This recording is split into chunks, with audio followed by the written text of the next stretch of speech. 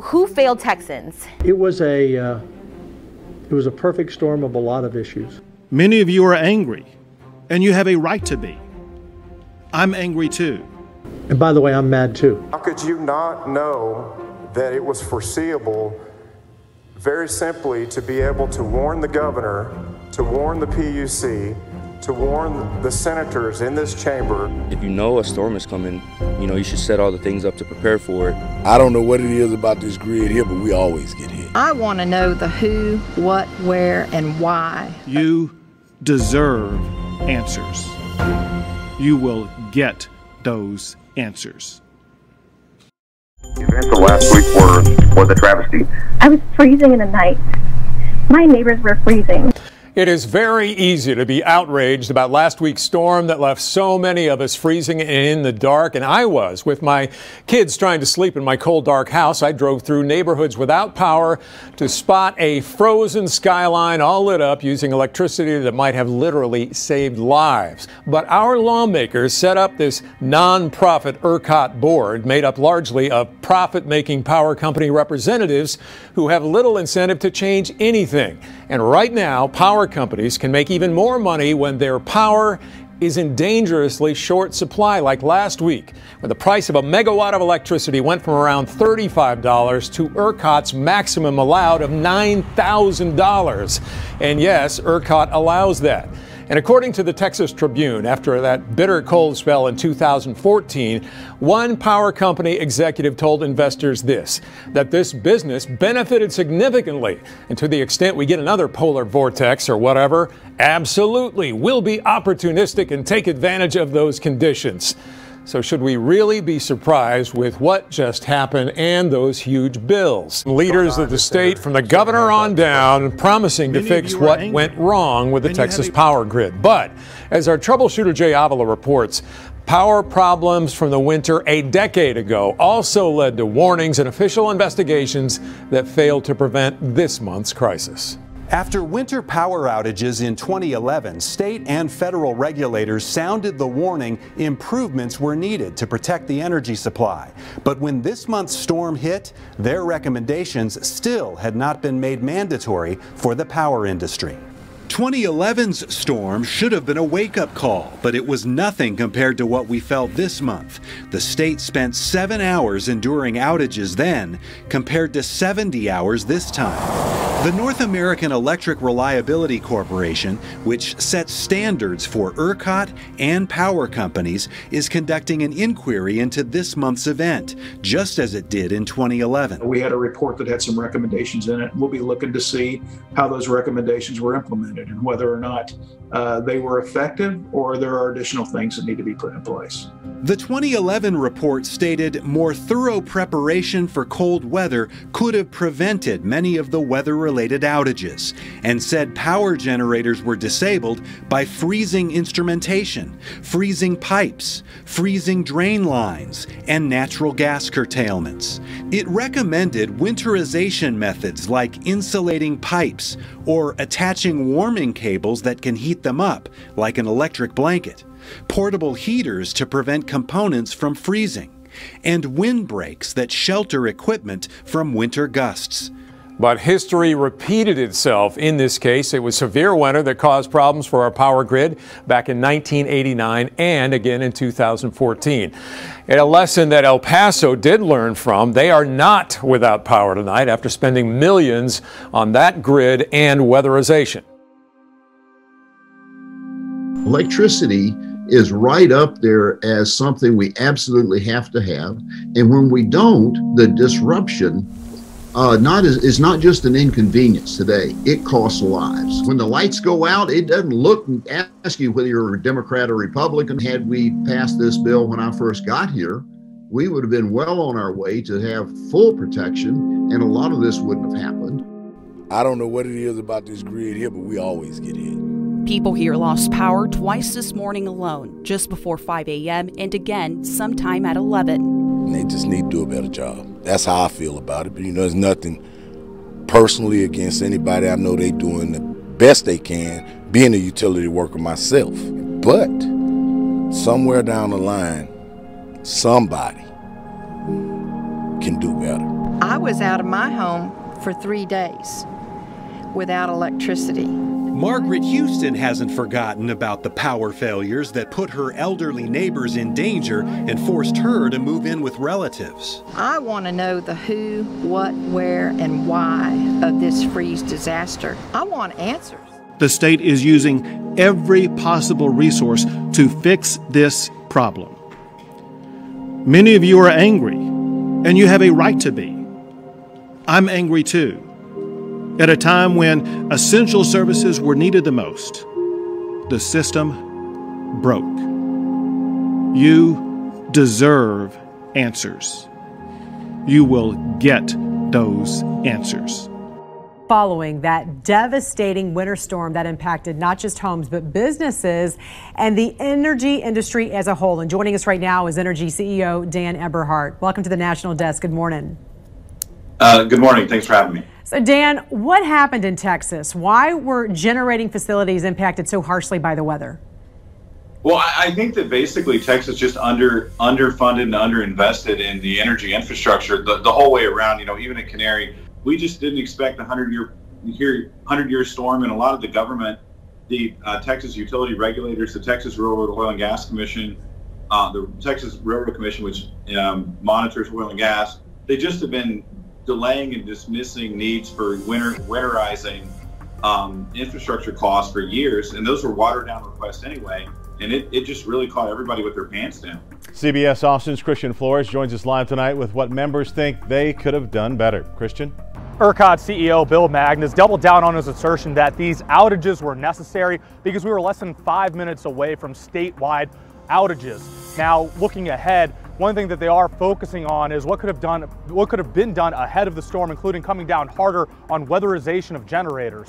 What went wrong? Tell us one thing you would have done different. As CEO of ERCOT, how could you not know? For more than 5 hours, Texas senators bombarded ERCOT CEO Bill Magnus with questions as to what went into his decision-making process ahead of calling on statewide outages last week during severe winter storms, with many pointing to the deadly consequences in their district. This is not a Chamber of Commerce update.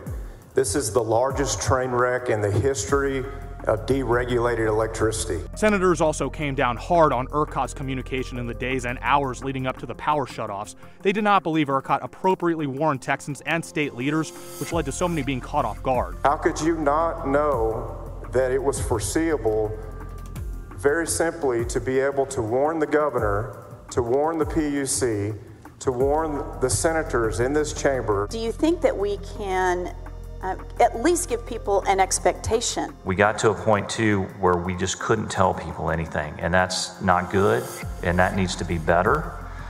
What do you mean you couldn't tell people We had anything? no idea when or if generation was going to return. We have received so many calls and emails with questions about the blackouts, and we wanted to take those questions directly to ERCOT. CBS Austin's Christian Flores spoke with ERCOT's president and CEO today, asking why there is still no power and when people can expect it back. Do you think it's acceptable to, shut off power for, all these Texans during, freezing temperatures? How is there no way to get power back when it is, at times negative, below 0 degrees outside? No, it's extremely frustrating, and I can tell you that, what ERCOT's job is, not just now, but 24 hours a day, all year, is to get power delivered to Texans. And this storm system has posed them a huge challenge on getting that power delivered. If you have a big imbalance between the supply of electricity and the demand, you can have catastrophic failures of the system. And what would be a more catastrophic outcome than what we got going on? If we had let the system sort of go into a stage where a blackout would happen, we wouldn't be talking about when are we going to restore the power, when are we going to turn it back on. We would be talking about rebuilding portions of the electric system, which would take, we wouldn't be able to do this in days. We wouldn't be able to do this when the weather warmed up. There's rebuilding efforts that could take really long periods of time, and people could be out of power for very extended periods. After promising transparency, ERCOT and the Public Utility Commission are fighting the release of records that might shed light on their failures. Troubleshooter Jay Avila is working for you against this information blackout.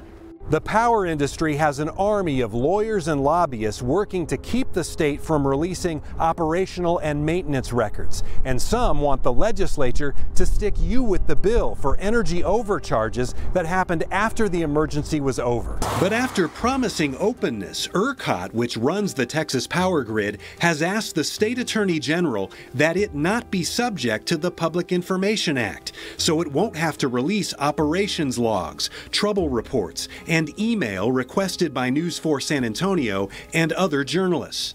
The Public Utility Commission, which oversees ERCOT, has also asked the AG to keep emergency and weatherization plans secret because they identify particular vulnerabilities of critical infrastructure to an act of terrorism, and it would violate the privacy interests of third parties, namely the energy companies and utilities, including CPS Energy, which filed a brief in support of withholding the records. Citizens have the right to know these kinds of critical things that affect their pocketbook. Tom Smitty Smith, a consumer advocate who's covered the Texas power industry for 40 years, says reporters will likely lose the legal battle to get those records. He's urging Texans to pressure lawmakers for the information. It's absolutely essential at this point that citizens reach out to their legislators and say, get this information, subpoena the documents, make these people tell us the truth. We took that suggestion to State Senator Jose Menendez, who sits on the Business and Commerce Committee. You'll remember it held 2 days of hearings on ERCOT's handling of the crisis. Can you subpoena records and get them and make them public? You know, that's a great question, and I'm going to look into that. Menendez, a vocal critic of the power industry, says since he's not the committee chair, it's unclear if he can subpoena records. But what I can do is I can ask you to share with me everything that you're asking them. I can put it in a letter to them, and I can put it in a letter to the Attorney General's office, and I'd be more than happy to. News 4 San Antonio also sent an email to the chair of that committee, State Senator Kelly Hancock, asking if he's considered subpoenaing records. Menendez says he's also working on legislation to hit power generators with big financial penalties if they fail to weatherize their plants, which is currently voluntary. We hope to, with this legislation, to have those agencies and those decision makers be more transparent and be more accountable. I am already working with the legislature on reforms to add more power to the grid and to ensure that we never run out of power again.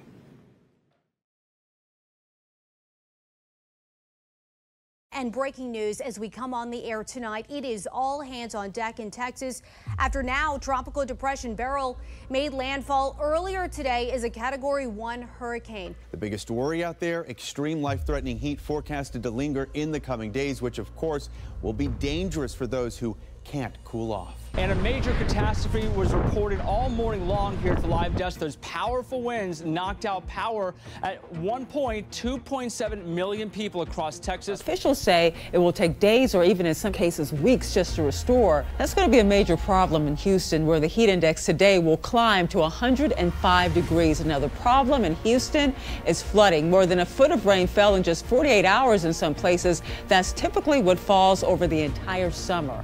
CenterPoint Energy says it's restored service to about 66% of those that lost electricity during Beryl. That means there's still hundreds of thousands going into their 5th day without lights or AC. 1 week later, Texas Governor Greg Abbott told the electricity provider enough is enough. With more than 2 million Texans still without power just a day after Hurricane Beryl's landfall, Lieutenant Governor Dan Patrick says he's spoken with President Joe Biden for federal assistance on the hurricane cleanup. He said yes. And so we have agreed to that, and we are appreciative that the federal government has stepped in, and they will pick up most of the cost as we go through recovery here of the storm. Patrick has been the acting governor since last week, with Governor Greg Abbott out of the country for a trade mission for the entirety of the hurricane. Earlier this morning, Patrick was briefed on the hurricane response at the Texas Division of Emergency Management, or TDEM, facilities in Bryan. I asked him there about Governor Abbott's absence. Has Governor Abbott's absence at all hindered the response from the state? No, that's, he and I have worked together now for 9 years as governor and lieutenant governor, and I've been involved in all these situations before, just not as the lead on the team, but he's been in touch with me, he's been in touch with the states. In recent weeks, both Patrick and Abbott have called for continued investments in the energy grid. ERCOT, which manages the grid, says Texas will need to nearly double its power supply by the end of the decade. Patrick has made fervent calls for grid investments, but tells me the millions without power from Hurricane Beryl shouldn't blame the grid. What do you want to see done in the future? So we have to disconnect those two issues. Being out of power from the storm is not related to what we need to do for the grid, which is a totally separate issue. The storm took lines down, took transmission lines down. In the briefing this morning here at TDEM's facilities in Bryan, Lieutenant Governor Patrick called attention to the fact that folks were coming from all across the state to respond to Hurricane Beryl, some even from West and East Texas, others, including one individual, from all the way in Florida. In Bryan, I'm Michael Atkinson reporting. And this is a live look right now at the current outage map in Houston and surrounding areas. It is updating every few minutes. The worst areas hit around the storm path. Right now, there are 2.3 million outages being reported. That's not counting those in Fort Bend County where the system has been knocked offline. You can add the state's Public Utility Commission to the list of voices wondering out loud if Houston's major electric provider should have been better prepared to tackle Hurricane Beryl. Many want to know if the electric provider was prepared for the storm as it should have been, and should they have had more outside personnel standing by to swoop in after the winds died down. The PUC said in a social media post that they were calling the impacted utilities to Austin today to discuss the storm and what happened afterward. Now, there's a lot of stark differences between utilities. One utility that serves people along the Gulf Coast, they are 94% restored, but in Houston, those numbers are far lower, much to the frustration of Houstonians. It is day 4 without power and sweltering heat for more than 1 million electric customers in the greater Houston area. During a press conference Thursday, Lieutenant Governor Dan Patrick had sharp words for the electric utility. The governor announced today that he's asking for an investigation of CenterPoint and any power company that does not deliver. In Austin, the Public Utility Commission called in executives from several electric companies in the hurricane zone, most notably CenterPoint Energy, which serves the Houston area. We know that we still have a lot of work to do, and we will not stop the work until it is done. Jason Ryan is an executive vice president at CenterPoint. As of today, we have restored more than 50% of the outages. So we've restored about 1.2 million homes and businesses. There's a little over 1 million homes and businesses left to be restored. Ryan tells the commission they expect to restore 400,000 customers today, 350,000 on Friday, and another 350,000 by Sunday. That leaves about 500,000 customers that we currently expect to have outages that go into next week. Ryan spoke about the training CenterPoint workers undergo every year and the preparations they made ahead of Beryl. That includes a request for 10,000 mutual aid crews, bringing the total number of available restoration crews to 12,000. But Beryl left behind devastating damage. As it left our system midday on Monday, we had 2.26 million customers out of our almost 3 million customers that we serve. At his press conference, they underestimated the impact of the storm and the direction of the storm. Patrick was very critical of CenterPoint's efforts. It would appear they were not as prepared as they should have been and not ready to go as quickly as they could have been. CenterPoint Energy should finish its damage assessment today, but the chair of the PUC suggested CenterPoint has a long way to go in restoring trust. The massive power struggles continue nearly a week after Hurricane Beryl hit, and now Governor Abbott is vowing to hold CenterPoint Energy responsible for the prolonged outages. But, and here's the important part, we are still in hurricane season right now, and solutions cannot wait until the next session. They are needed now to minimize power disruptions as we respond to tropical weather for the remainder of the summer and this fall. CenterPoint has completely dropped the ball with regard to getting power back on. The situation pushed the Public Utilities Commission of Texas to announce today that it will investigate CenterPoint's response to Hurricane Beryl. I think it's clear from the events of the last week that the quality of their infrastructure, their ability to maintain that infrastructure, and their communication with their customers has been called into question. Austin Energy sent 20 line workers and 17 trucks to help restore electricity. Together with thousands of other line workers from across Texas and the country, they're putting in long hours in the heat and humidity. You're looking left and right and seeing trees toppled, you're seeing telephone poles snapped, you're seeing widespread damage from this storm. So there's definitely the feeling that there's a lot of work to be done, but our crews are in good spirits and committed to getting the job done. CenterPoint executives came before the Public Utility Commission to talk about what they did or didn't do before and after Hurricane Beryl. In times of emergency, our responsibility is to respond quickly, to communicate clearly, to provide accurate information, and how they plan to beef up the system's resiliency and go about gaining back the trust of the company's nearly 3 million customers. I take personal accountability for the areas where we fell short of our customers' expectations. Among immediate changes, CenterPoint executives said they will have a new outage tracker working by August 1st, that during power outages they would hold daily media briefings. They will enhance the power alert services that sends texts, calls, and emails to affected customers, fine-tune how they communicate the estimated time to restore to customers, and enhance call center staffing during weather events.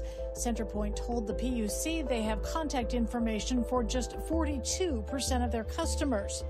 There are a lot of things that went wrong here and a lot of things that y'all need to fix. Commissioner Jimmy Glutt-Felty. This is a wake-up call to every utility around our state that they have to take serious the storms that are facing their system, the challenges that are facing their systems. Commissioners' questions were wide-ranging, from the overgrowth of trees that brought down power lines to the pre-staging of out-of-town line crews to the violence and threats they faced.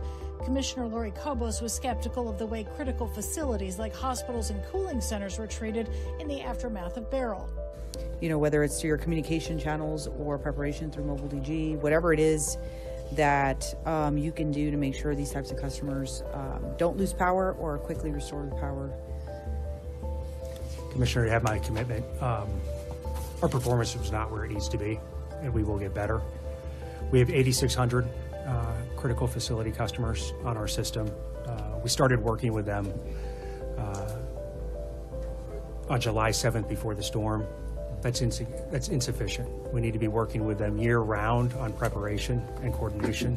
Chairman Thomas Gleason asked CenterPoint to offer suggestions for new laws or regulations. Please bring forth items that need to be addressed in statute. You know, anything that's there that could have helped during this, let us know, let the legislature know, talk about that. What is very clear is that critical aspects of our restoration efforts were not at the high standards we expect of ourselves, let alone what the public expects of us. This is unacceptable and it will change. I take personal accountability for the areas where we fell short of our customers' expectations. And I want to personally apologize to our customers and their families for what they experienced. State House representatives say those families and those who lost their lives deserve answers, and they'll keep holding the energy company accountable. Including Christine Davis, 110 years old. Imagine what she's had to endure in her life. And for the year 2024, she passes away due to the fact that she could not get power to her home. They reiterated how they keep hearing the same excuses. We'll do better, it's inexcusable. But that's not enough. These people want to know that this will not happen again.